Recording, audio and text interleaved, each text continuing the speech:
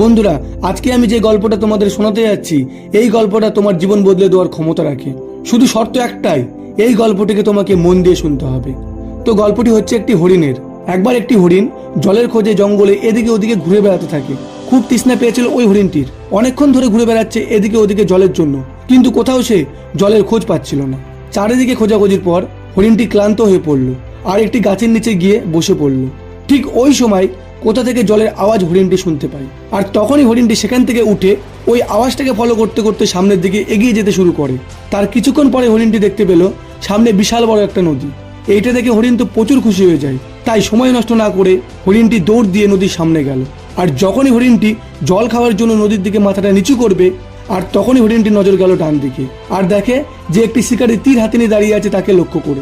আর যখনই হরিণটির নজর বাঁদিকে গেল, তখন দেখলো যে একটি সিংহ জঙ্গলের পেছনে লুকিয়ে আছে তাকে লক্ষ্য করে।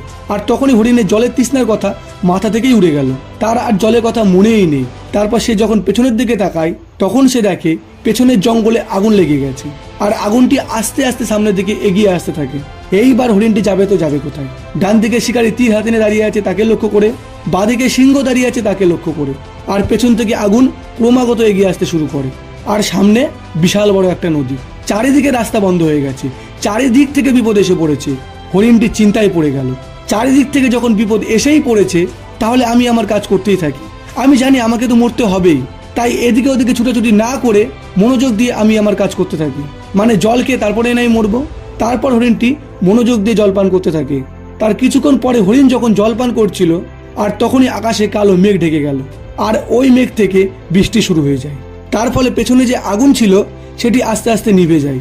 আর বৃষ্টির কারণে শিকারি হাতে যে তীরটি ছিল তাকে লক্ষ্য করে সেটি মিস করে সিংহের দিকে চলে যায়। আর তখনই সিংহের নজর হরিণকে ছেড়ে শিকারির উপরে পড়ে যায়, আর সিংহ হরিণকে ছেড়ে শিকারির পেছনে যায়। তারপর হরিণ যখন জলপান করে মাথা তুলে দাঁড়ায়, তখন সে শিকারিকে কোথাও দেখতে পায় না। আর বাদিকে যে সিংহটি ছিল সেটাকেও আর দেখা যাচ্ছে না।